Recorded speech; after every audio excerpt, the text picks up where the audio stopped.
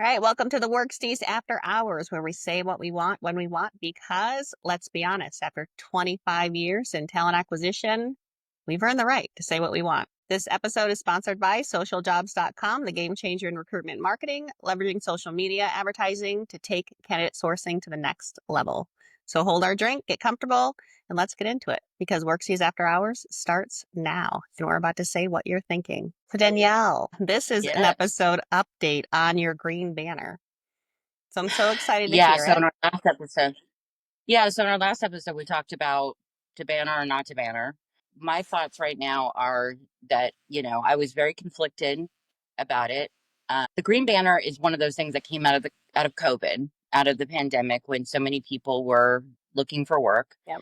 And then there's the opposite side. If you're a hiring manager, you can put your hiring, although we see a lot less of those. Very rarely do I see posts with people saying, I have this available position. It happens, but then those people get inundated with messages and stuff. So I've been officially unemployed since May 1st of last year. I have done some contract work, but as far as like full time employment, my time at Kelly ended May 1st last year. So I've never put the banner up, even when I was unemployed during COVID. I just always felt like it was, I'm gonna say it real. Like I really thought it felt desperate and I didn't really want to do that. You know what I mean? I didn't want to put a banner on myself of, hey, reach out to me. And I don't really know why I felt that way. I've seen a lot of comments from other people about it, that whether you should or not, I see a lot of people that I know with them, and I don't really feel judgmental against them, but for some reason I felt like there would be judgment on me. Mm. And I'm not really sure why, but there was that. Because I guess because I know that in talent acquisition and recruiting, there can be a lot of judgment by hiring managers. There's this idea that has been, propagated for years that the best candidates are the passive candidates. And I think that was true at one time, or was theoretically true for certain types of roles at a certain time in our economy, in our world, when the unemployment rate was incredibly low, when the job market was strong, when it was really a candidate market at that time. But that Danielle, has just changed. And unfortunately, like I what's that? was thinking about, like you're saying the hiring managers, right? And then sorry to interrupt you, but Right. in the hiring managers and having that mindset.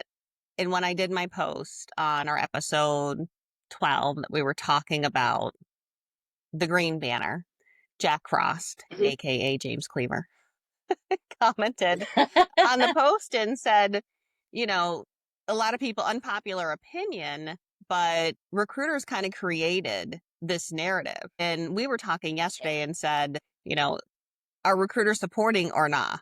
Right. When you think about it, but I think that narrative, I think way back, that narrative was created by recruiters. One, you need me to go out in search because they're not active candidates, they're passive in the marketplace. And you want that passive talent. So therefore, I need to go out and do it. And now that the narrative has shifted and we have so many people unemployed, sitting in our seat as recruiters, what are we doing to bridge that gap, to his point, with our hiring managers? So, anyway, I just want to pause and kind of think about that thought, because I don't think all Yeah, the no, I onus think is that's a just on really hiring good. managers. I think it goes to us sitting in the recruiter seats too. Yeah. Yeah, I agree. And I think that sites like LinkedIn, Indeed, etc., will spin that narrative as a reason why you need to be on their sites paying for their tools. Because how else are you going to find the best talent, right? Which is not true at all. It's really, the job market is so nuanced depending on the type of role you're looking for, the market that you're in, Mm. all of that. So it's not, to try and say that it's the same across the board is just a fallacy. It's not true. And so anyway, so we had seen some commentary on LinkedIn, and we kind of had this conversation of, should someone be using the green banner? You weren't using it at any time. I had never used it. And I was like, well, you know what? I'll just be a guinea pig. Let me try it. Let me put it out there and see what happens, because I'm not getting anywhere currently in the way I'm doing things. Hmm. So, maybe it'll help. I don't know that it can make anything worse. So, anyway, I put the banner on yesterday. I wrote a post, the one with the green box saying I'm open to work. And LinkedIn kind of guides you through putting that. You can just keep it blank if you want to, but it kind of puts some options in of titles that you've searched on or that you've said that you're open to, etc., locations. And so I kind of modified it a little bit from the standard verbiage and posted it. And within like, I don't know, what was it, like 10 minutes or Yeah, it something? was It was fast. shared. It was fast. Yeah. It was shared like 24 times. Like I didn't even realize it was being shared until you told me. And I was like, huh, well, this is really interesting. And so, I was getting comments on it. Some were people that I knew, who know me and are in my network. Um, the interesting thing that I didn't expect out of it was that there would be so much. I don't know really if it's scams or if it's spam. It's kind of maybe in between. Scamp. I don't know like how to say it, but I when I clicked on where it was resharing, where it had been reposted, I started going through all of the people who had reposted, and they were nobody that I knew. They were Hmm. all 3 degree or further outside my network, which is cool because these are people that I wouldn't necessarily be connected to. But I think they were, they're not, I don't know that they were bots. Some of them might be. I think there's some sort of technology that's happening on LinkedIn by people Yeah. who with their profiles are they set up sort of like like straw profiles essentially, then they're targeting people with that. So by and large the messaging was largely the same. Like it would share the post and then they would comment on it saying, hey, if you're looking for a new opportunity, connect with me to discuss, etc. And I did that on some of them, but not all of them. And the ones that I did connect with, I sent them a message just saying, thank you for reposting my open to work post. Looking forward to connecting or whatever. And I started getting this sort of not exactly the same messaging back, but a lot of the same messaging of, hey, what kind of role are you looking for? A lot of that. Okay. And some of these were actually companies that I know, Hmm. and even one was a former employer. And I'm like, huh, okay, that's cool. But a lot of them were more like headhunter type titles in their Yeah. profiles and stuff. And so I'm like, that's fine. That's cool. I would, if I was in that role, I would probably do the same thing. So I responded to maybe like 6 of them or so that I responded to and had people asking me, what kind of role you're looking for, Which it where am I stated, looking, whatever. by the way, in Huh? your post, it is stated what kind of role you're It looking is for. So I stated. feel like that's a little spammy Exactly. to your point. So I'm like, okay, so obviously, and then I realized too that after I connected with these people, I started seeing the same post by them showing up in my news feed of them doing the same thing with other people Hmm. and posting it. And so because I was now following them, their messaging was showing up. So I'm like, okay, but I want to kind of see where this goes, like what happened, right? And so okay, so I had a couple of people ask me for my resume. So I sent it to them. And a couple of them were like, and I got a ton of messages like right away. So I was trying to go through them all because there were people that I knew that had reposted it and I wanted to, say thank you and stuff. So I was kind of busy doing this for maybe like an hour or Hmm. so. But I noticed that some of the people who I had connected with were like, when I had messaged them back saying, well, it's clearly in my post, but okay, for what it's worth, I will engage in the Play the game. conversation and see what happens. I'll play it, right? And so, I'm putting my chips out. We're gonna play this hand out. Hmm. And so I responded, and then someone would say, hey, can you send me a resume so I can take a look at it? Okay. And I had to go pull it. I kind of modified it slightly, and I took maybe 10 minutes at max to do that because it was already pretty updated, but I wanted to change a couple things. So I did that, and a couple of them were like, "Are you still with me? Are you still there?" And I was like we were on the phone or something. That's And so I'm like, weird. "Whoa, okay." And I'm in California, and this is like 6, 7 o'clock at night for me.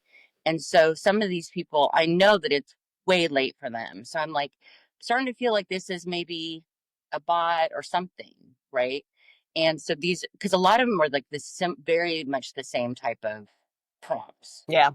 And so I sent my resume, and then they would say, "Oh, give me a few minutes to review, and I'll get right back to you." Okay. And every single one of them, while the verbiage was different for each one of them said, "Oh, you have such an impressive background. I know that we can find you something. I've got opportunities for you, but I see that your resume is not ATS optimized." Mm. Whatever that means. And it needs some polishing. You have kind of an outdated structure, da da da da da. Would you consider having your resume professionally rewritten? No. And so I would say, thank you for the feedback. No. Why not? Why are you not wanting to do that? And I was like, and a couple of them, I really was like, I pushed back on them Mm-hmm. to see what would happen. Yeah. And I said, I don't believe there is a way to ATS optimize a resume.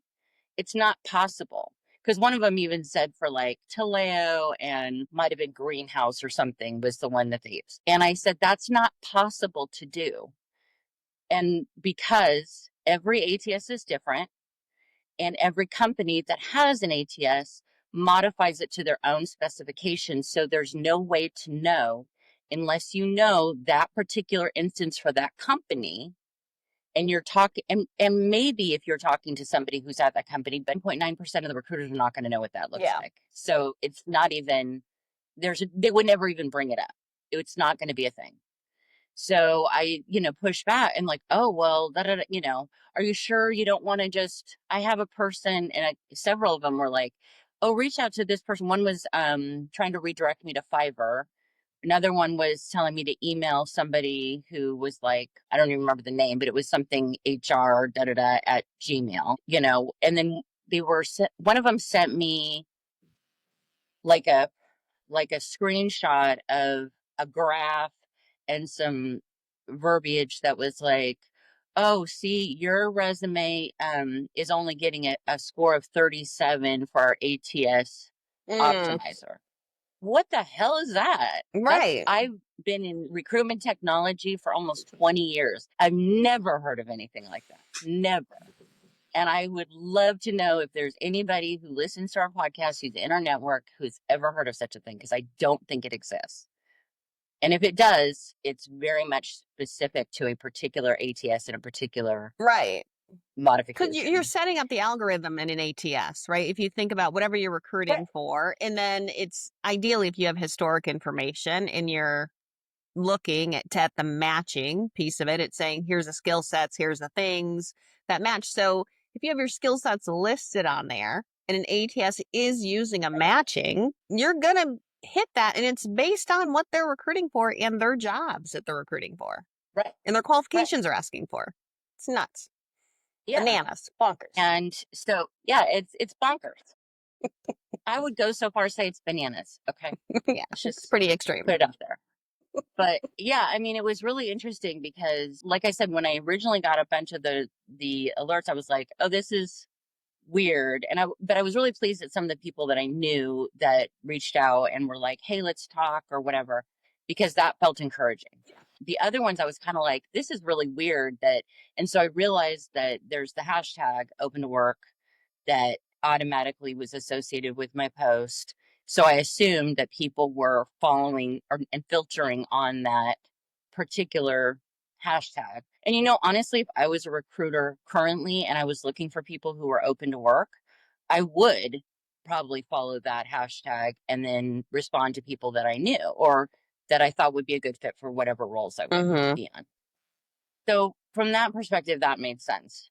And it doesn't hurt to connect with more people who might know people or have, and some of them, I looked at the companies that they were associated with, they had open roles, etc. So I was like, okay. But anyway, so it was a really interesting experience. And I have reconnected with a couple of people that I've known from other companies and things.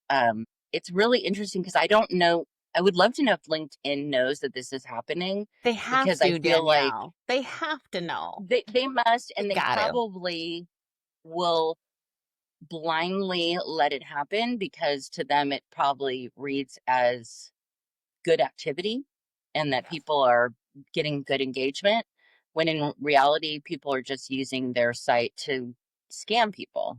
I mean, and I kept telling people, and there was a few that they were like, once they asked me if was interested in a professionally reviewed resume, da da da, whatever that is, I would say, you are looking for me to pay you for something, no thank you, and I would just end it. And they would keep coming back. Are you still there? Are you still interested? Why won't you pick? Why don't you tell me what your budget is? And we can probably, no, Budget's zero. I'm no, not thank you. working. No, thank you. I'm not working. I cannot, first of all, I Right. can't afford to do it. And second of all, I don't think it's necessary. Right. And then I even had somebody ask me to share a copy of the cover letter I was using, which is crazy because I don't think you need credit. You should use cover There's letters. a I know a time lot and a of people place like for them. cover letters, right? There's a There is a time and a place place for where it them, makes but they sense. And shouldn't there's, be, yeah, yeah. yeah, they shouldn't be necessary in all situations. And I responded back to them and I said, I don't use cover letters. And the person asked me why. And I said, because, well, and she was said, well, as a recruiter, I think it's mandatory. And I said, in all the years I've been a recruiter, I never looked at them. And I never once had a hiring manager ask to see one that was submitted. Even if I told them it was there and asked them if they wanted to see it, no, not interested.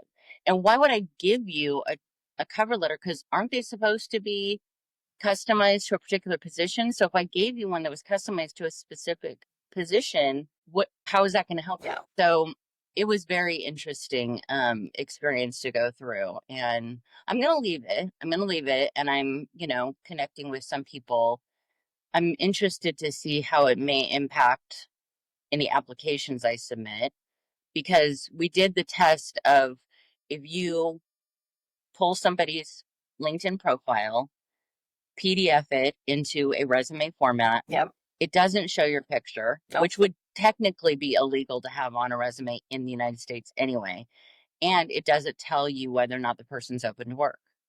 So it's interesting that there are recruiters saying the hiring managers are looking at that and not wanting to see that. So it's like, are you submitting it to them and in the submittal telling them that their Yeah, LinkedIn there's profile shows they're something open to work? wonky with that when I think about it. Because to your point, I don't know if it's illegal, but I mean, you don't include your picture on a resume because there's bias that goes behind it, right? So, if you're Right. thinking about ethical hiring practices, I mean, people do look at names and make their own determinations, and then we'll talk about the whole house thing at some point. But when you think about that piece of it, does the hiring manager know, okay, if you're ending your employment, if you're saying, you know, I ended this job at this time, it's obvious, right?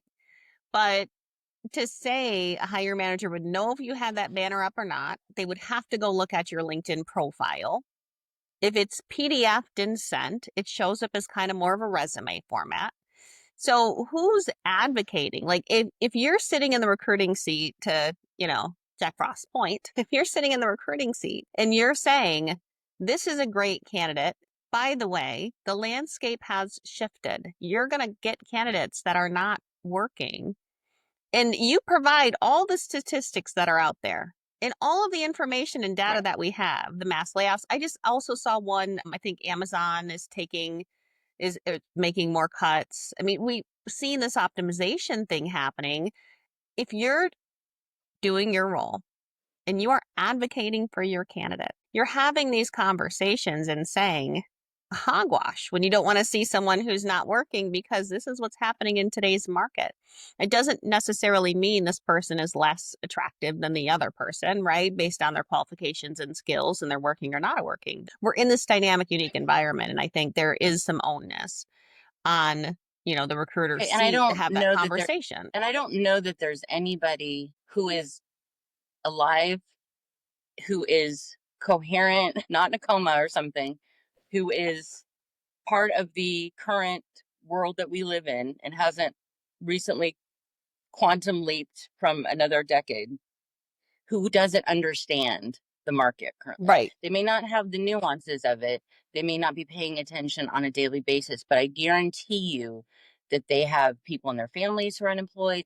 They may have been impacted by unemployment. The company they work for may have had, cutbacks. I don't think that there's, and I mean, the federal government is letting people go, and that doesn't normally happen. Mm-hmm. So, when you have this kind of thing happening systemically, there can be no surprise to that. Mm-hmm.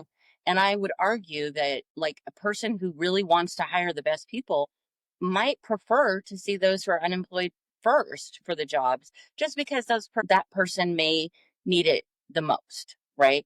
It doesn't necessarily mean that they're going to get the job, but like, hey, let's get those people in first, see what's going on with them, and then the people who are actively looking but are already employed, let's table them for future discussion or Yeah. Or whatever. just look at your candidate pool in general. Like, I think my position is one, I would rather put someone to work who's not working. I mean, I've already said that. But when you're looking at a qualified candidate pool, to me, it's who are the most qualified candidates and you present them regardless if they're working or not. It doesn't, like I think there was this other conversation. Remember the guy posted and he was like, I only want someone who's not working. And oh my gosh, he got lambasted out there on LinkedIn. That was nuts. So I get you want to employ I know you someone who's can't, not you're damned if working. you do, damned if you don't. Yeah, I Right. get, like whatever that is. But I think when you take a look at that, like just present the most qualified dang candidates, working or not, and then make your hiring decision. And if you're sitting in the seat as a recruiter, make the case and say, this person's not working and here's why and this is what happened and they're great. You should talk to this person and have a conversation. So, when did we ever get away from just putting forward the most qualified candidates for a role? It just doesn't make sense to me. I think it just creates this big mess that we don't Well, even necessarily need to be in. especially when I've been in talent acquisition and recruiting for 20 years. Yeah. Like, this is what I do. So if you're looking for someone who is highly skilled, who knows the market today, you should be looking at people who are actively looking, because they probably have a pretty good finger on the pulse of what's happening. So if you're looking to fill a role in that space, I mean, I understand if you're hiring for an engineer or something and somebody has been out of the engineering space for 5 years, sure, maybe that may have some impact on their skill level. But if you're hiring for people who are in a talent acquisition and you're judging them because they're out of work, and that this is a difficult time for people in talent acquisition. I Mm-hmm. was talking to somebody yesterday, and he's not really in the space, but he's on the outskirts. And he was like, he's like, did you decide to get into recruiting originally? Like, did you plan that? And I was like, No no, one decides nobody does. No to one get into decides. recruiting. And I said, that is like, yeah, you don't do We that. trip I and said, fall people into may it. decide they want to get into HR, but HR gets lumped into talent acquisition, but Mm-hmm. they're really different things. They're very different spaces. And so a lot of times when I've hired for recruiters or like, a recruiting assistant, sort of an entry level role, I'd have people who were going to school for some sort of HR certification or whatever. And I would ask them, why are you interested in recruiting? Oh, and sometimes people will say, oh, well, I've really enjoyed the recruiters I've worked with, or I like the idea of it, whatever. But it's generally like people who are, and in that situation, it's people who are interested in HR who kind of get into recruiting. Or it's somebody who knows somebody and they're good with people and they're good at talking to people and, all the things that kind of are necessary to be a good recruiter. Although I would say nowadays people don't hire in the same criteria, but when I started, that's kind of Yeah. what it was. And so, yeah, so it's one of those things where people get into recruiting and it's not something you have a degree in or have gone to school for or whatever. It's It's HKU, really Hard Knock like on the University. job training. Yeah, I will say that every time in recruit. Right. It's It's really HKU, on the Hard job Knock training. University. It's Hard Knock life. Exactly. It really is. Yeah, exactly. So, yeah. I looked up your stats. I think it was So it's probably definitely an 30 interesting minutes experience. before we jumped on, Danielle, and you were at 91 likes, 21 comments. I know you commented on some of those, but there's a good amount of comments on there commenting back. Really? And then Oh there my was gosh, I didn't 50, realize. 54 reposts. 54 so far. Wow, I didn't realize it was that high. Yeah, I was like, oh yeah, I'm looking at it right now. 54 reposts, 4,618 impressions. Yeah, I can't see that on my side. There That's cool. seems to be 95 likes or, You went up. some sort of, it's crazy. Yeah. And that's, yeah. And like I said, a lot of the people who have reposted, I haven't gone through all the reposts today. I went through, maybe, like, I think last night I got up to like 31 and I got through most of those last night, but I didn't go through all of them because it was a lot. And like I said, the people were messaging me and then I kind of, decided to walk away at some point when people were, are you still there? No. No, I'm not. And then I started muting them and unfollowing them. And Delete, oh block, my God, what did I report just for open nudity. myself up to? Well, I was also, What did I just open? we looked at that one post, right, that was open to work. They didn't include the green box or the hashtags. And they had almost no engagement on it. I don't even know how it showed up in my feed. Maybe because I shared and the algorithm brings up, because LinkedIn is trained, Oh, obviously, their probably. Yeah. algorithm to say these open to work posts are more important than these, I just got a new job posts are the most important. So that pulls you way up to the algorithm. But when we saw that one and she didn't have the green box, she only had what I think it was like 2 reposts and a few likes on it. So whatever bot is there or whatever technology is there that's picking up and creating that spam is picking it up off of, I believe, to your point, the hashtags and that green box showing up on there Yeah, I because think you're she right. I had think it's so it's much less probably both. traction. Yeah, because I can't remember if she had the open to work or not, but it definitely, it's kind of crazy. Like I really did not expect that to happen. And like today it shows my profile views, but yeah, post impressions 5,493 because that also includes some that we've posted for the Worksties and social jobs. But the what was interesting is people commenting on the last Worksties post that I did from this was before the one I posted today from last week. And people were commenting on that. And I'm like, how did that get into the mix of like commenting if I'm looking for work, etc. Yeah. Very weird. Yeah, I saw someone reshare, like go to the Worksties page and reshare it. And their thing said open to work too. I thought that was really interesting. And they're like, you have really great experience. And I was like, well, how did you pick this up? So there has to be some sort Right. of technology on fake Which, profiles. hey, if you guys want to share our Worksties post, Go for it. great. We can use all of the attention we can get. Awesome. But yeah, it was just very odd. And it's interesting too, because I know I've talked about these technologies that exist where you can pay like $30, $100 or whatever, and Mm-hmm. these companies will post your jobs. I had recently been in receipt of such a solicitation, and somebody that I know at a media company, I saw commented on someone else's post about AI applications. And he mentioned specifically, oh, we know that this is happening, that it's starting to happen. Mm.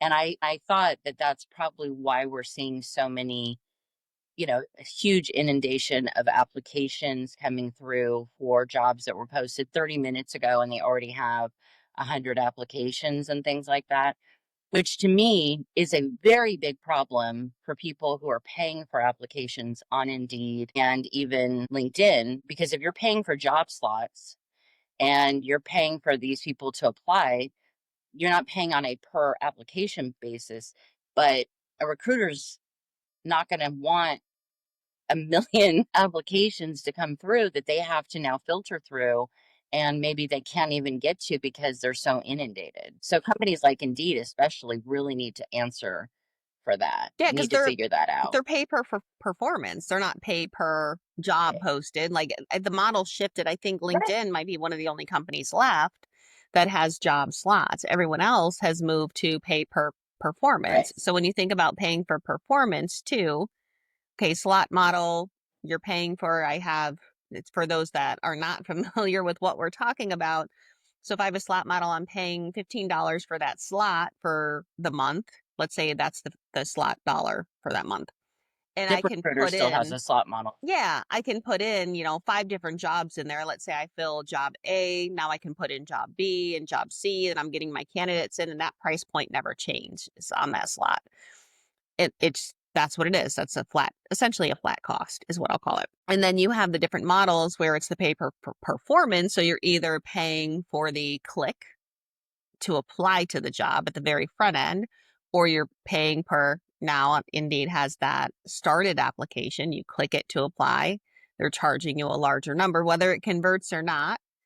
And then there's also the Hmm. pay per application. So something gets into your system, that's a larger number again. And those may or may not be real people. I know that I've been talking to a lot of companies that have this spam issue, especially on Easy Apply. So now that they lock their front door, does that get better, or did they just On Indeed, you mean, or on LinkedIn? Indeed when they lock the front door? Oh, So okay. yeah. Okay. So Yeah. now do you see a shift in how many applies you get when a lot of people are not getting traction to begin with? I don't know what's happening out there on Indeed and why they're seeing such a performance drop on a lot of jobs, but it's happening. It's happening. And then they want you to do these sponsor banners and everything else and just collect more money. And it's like, who's actually seeing this? And who's, Right. yeah, it doesn't make sense. It's just Yeah, a because lot I of wasted remember. spend.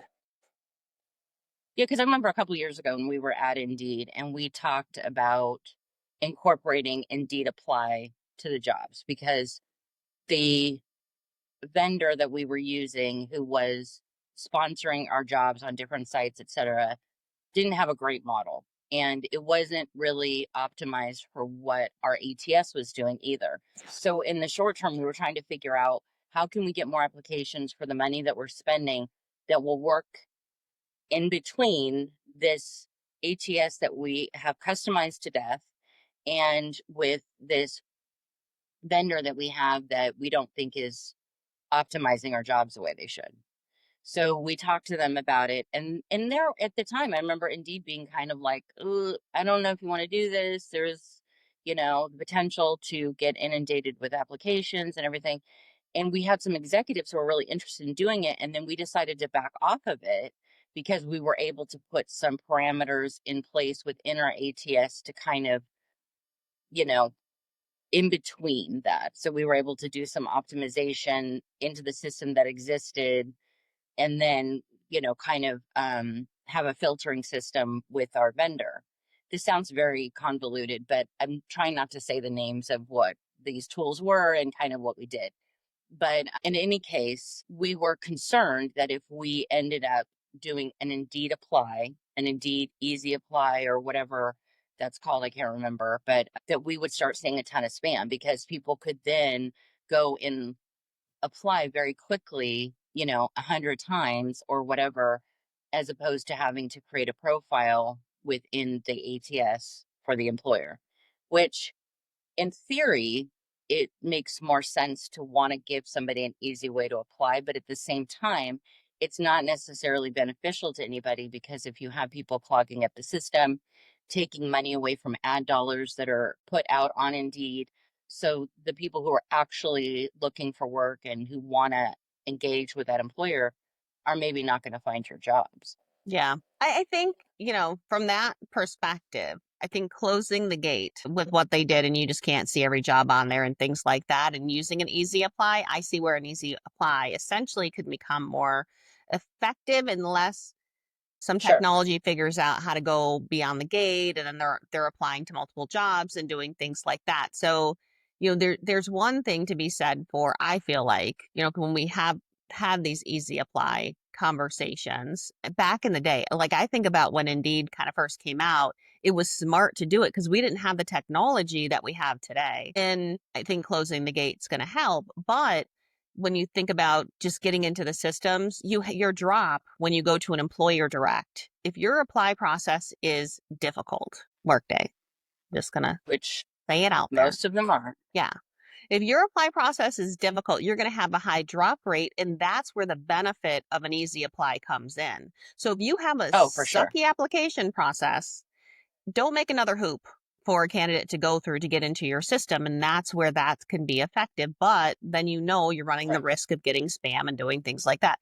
if you have a system where you're able to, just get people in, you're capturing minimal information and things like that, might make sense to not use an easy apply function and just allow that, or integrate the profile apply, which I think is maybe one of the smartest things that you can do is the profile, making sure that that comes over when you're doing the easy apply and things like that. So I don't know. I think this landscape continues to shift and it keeps shifting. I mean, we're seeing LinkedIn with posting that and having the green box there, because with the green box, I found another person that did the green box and they kind of received the same thing. They had, a lot of shares, they had some likes on it and things like that. But the one girl who did not share the green box and did Oh, not have the interesting. Yeah. hashtags, she didn't get hardly any lift of it because that algorithm picks up that green box and shoots it to the top. So is it a good thing? Is it not a good And I thing? was You'll tell debating. us at the end of all this Yeah, what that because looks like. when I went to post it, like I said, it gave me the option to create a post immediately or pass it by. And at first I was going to wait because I wasn't sure exactly what I wanted to say, but then I thought I don't know if I'm going to be able to get it back Mm-hmm. like that format, so I was like, let me just do this. So, and it had an option to like, what wrote something out, it gave me some prompts, and then it said, optimized for AI or whatever. So I did that. I didn't really like some of the verbiage because I was like, this isn't how I would say this. Like, I Mm-hmm. think it said like penning articles for social jobs. And I'm like, I've never used the word penning in my life. So I'm not going to start now, like it sounds fancy, but this isn't Shakespeare. So yeah, so I kind of modified it a little bit, added some things, adjusted some things. So it's definitely my voice, but I could see how someone could do AI and it feeling a little bit phony Mm-hmm. if it really wasn't in their own voice, or maybe not doing it at all because they didn't feel like that's how they would say it and they Yeah. don't feel comfortable writing it. So I think there's a lot of reasons why people wouldn't do it. Um, but yeah, it's definitely been an interesting experiment. I'm going to leave it up and see, how it continues to change and how it might make people interact with me potentially different. I'm not really sure. Yeah. All right. We'll keep watching it. We'll end our after hours episode on that note. This episode is sponsored by socialjobs.com. I'll let you pick up from there, Danielle. Don't forget to like, comment, subscribe, share. We're definitely interested in hearing your feedback on these topics as we go in deep on some of these things. And if you have any similar experiences, we'd love to hear about them. So you can always drop a comment or send us an email. Our email is in the show notes. And don't forget, you can buy us a coffee, and we're available on all the streaming and video platforms. Until next time. Bye.